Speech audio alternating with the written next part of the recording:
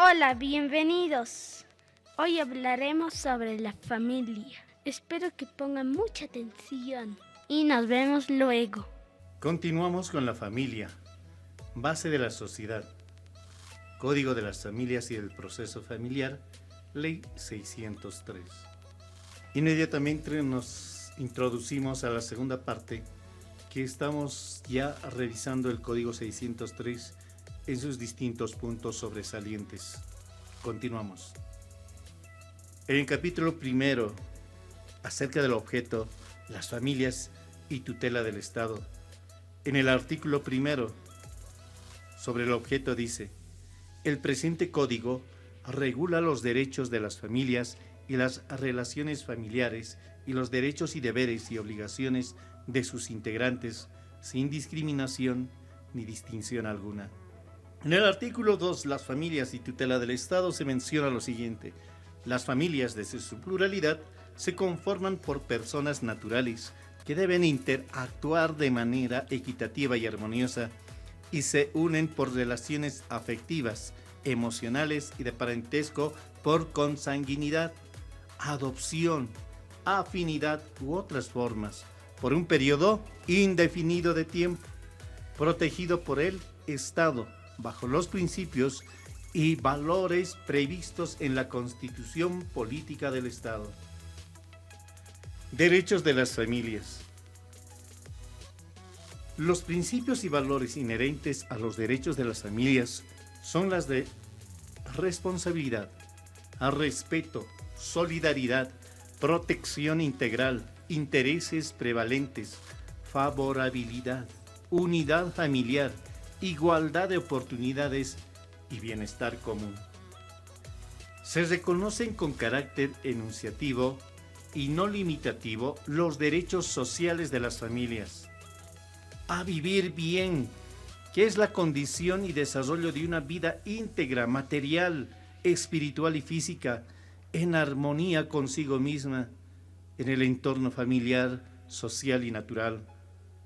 Al trabajo del o de los responsables de la familia, a la seguridad social, a la vivienda digna, a la capacitación y formación permanente de las y los miembros de las familias bajo principios y valores inherentes a los derechos humanos, a expresar su identidad y cultura, a incorporar prácticas y contenidos culturales que promuevan el diálogo intercultural y la convivencia pacífica y armónica, a la vida privada, a la autonomía, igualdad y dignidad de las familias sin discriminación, a la seguridad y protección para vivir sin violencia ni discriminación y con la asesoría especializada para todos y cada una y cada uno de sus miembros, a la participación e inclusión en el desarrollo integral de la sociedad y el Estado,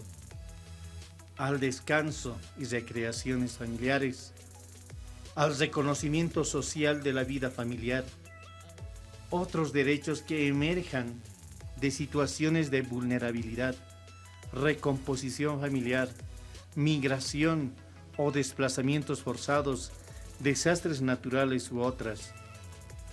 Los principios. Los principios que sustentan en el libro primero del Código son los siguientes: protección a las familias, solidaridad, diversidad, interculturalidad, equidad de género, dignidad, igualdad de trato, integración social, interés superior de la niña, niño y adolescente, parentesco. Se asume el parentesco como una relación que existe entre dos o más personas, ya sea por consanguinidad, por adopción, por afinidad. Grados de parentesco. La proximidad de parentesco se establece por el número de generaciones. Cada generación constituye un grado y el orden seguido de los grados forma la línea. Cómputo de grados. En la línea directa se computan tantos grados cuántas son las generaciones, excluyendo el tronco. Así, la hija o el hijo están con respecto a la madre o el padre en primer grado, y la nieta o el nieto en el segundo con relación a la abuela o abuelo. En la línea transversal o colateral, los grados se computan por el número de generaciones, subiendo desde uno de los parientes hasta el tronco común y descendiendo luego hasta el otro pariente, siempre excluyendo el tronco. Así, dos hermanas o hermanos están en segundo grado, la tía o el tío y la sobrina o sobrino en tercer grado, y las primas o primos hermanos en cuarto grado.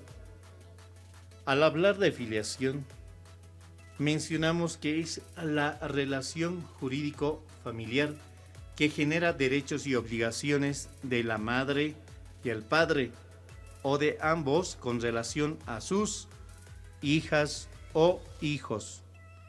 En relación a la madre se la denomina maternidad. En relación al padre se la denomina paternidad. La filiación como derecho de las hijas e hijos se constituye en un vínculo jurídico y social que genera identidad de estos en relación a su madre, a su padre o a ambos. En el término de derechos y obligaciones y garantías a la filiación podemos mencionar lo siguiente. Toda hija o hijo tiene derecho a la filiación materna, paterna o de ambos. Toda madre, padre o ambos tienen la obligación de establecer la filiación de su hija o hijo. El Estado garantiza la filiación materna, paterna o de ambos. Pasando al capítulo 5 sobre los derechos y deberes de hijas e hijos, el artículo 31 acerca de igualdad de hijas e hijos se menciona lo siguiente. Las y los hijos sin distinción de origen son iguales en dignidad y ante la ley. Tienen los mismos derechos y deberes en el núcleo familiar y social. En el artículo 32, derechos de hijas e hijos, se menciona, sin perjuicio de los derechos humanos, las y los hijos tienen derechos a la filiación materna, paterna o de ambos, la identidad y llevar los apellidos de su madre, padre o de ambos u otro convencional conforme lo establecido en el Código Niña, Niño y Adolescente. Su desarrollo integral con salud, educación, vivienda, vestimenta y recreación. La representación y tutela. Adquirir una profesión u oficio socialmente útil y tener una educación y formación basada en principios y valores. Suceder por causa de muerte a su padre o madre o ambos. A una vida libre de violencia y sin discriminación. A tener una relación paterno y materno filial igualitaria. A recibir afecto de la madre, padre o de ambos, de la tutora o el tutor y de quienes son miembros del entorno familiar. En cuanto a deberes de hijas e hijos, tuteladas o tutelados, podemos mencionar lo siguiente. Son deberes de las y los hijos, tuteladas y tutelados, respeto, obediencia y solidaridad, respecto a su madre, padre o ambos, la tutora o el tutor o ambos en las condiciones previstas por el presente código, a la formación en el sistema educativo, a formarse en una profesión u oficio socialmente útil, de acuerdo a su aptitud, a prestar asistencia a su madre, padre o ambos y ascendientes cuando se hallen en situaciones de necesidad y no estén en posibilidades de procurarse los medios propios de subsistencia. Pasando ya al capítulo primero, autoridad de la madre, del padre o de ambos, en el artículo 37 vemos el carácter y la finalidad. La autoridad de la madre, del padre o de ambos es una función de carácter natural y jurídico que conlleva derechos y obligaciones en las relaciones entre la madre, el padre y sus hijas e hijos menores de edad. Se establece para el cumplimiento de sus derechos y deberes respecto a sus hijas e hijos menores de edad y se ejerce bajo vigilancia de las autoridades e instancias públicas correspondientes. En el artículo 41, derechos y deberes de la madre y del padre, se menciona derechos de la madre y del padre respecto a sus hijas e hijos. A ser respetada y respetado en toda edad, a heredar y recibir asistencia, afecto y auxilio, a visitar a las y los hijos para contribuir en su desarrollo integral en caso de no tener la guarda de los mismos, a tener una relación materna y paterna filial igualitaria. La autoridad de la madre y del padre comprende los siguientes deberes: registrar la filiación de sus hijas e hijos, brindarles ambientes afectivos de respeto y libre de violencia, cuidar y garantizar el desarrollo integral de sus hijas e hijos, administrar el patrimonio de las y los hijos y representarlos en los actos de la vida civil, participar y apoyar en la implementación de las políticas del Estado para garantizar el ejercicio de los derechos de sus hijas e hijos, en la formación de hijas e hijos, contribuir al respeto de los derechos humanos, orientar y establecer límites adecuados en el comportamiento de hijas e hijos, facilitar una educación adecuada para garantizar el desarrollo integral de la o el hijo que se encuentre en situación de discapacidad o tenga talentos extraordinarios, facilitar las condiciones para que las hijas e hijos desarrollen una profesión u oficio socialmente útil, según su vocación y aptitudes, conforme a las disposiciones de ley.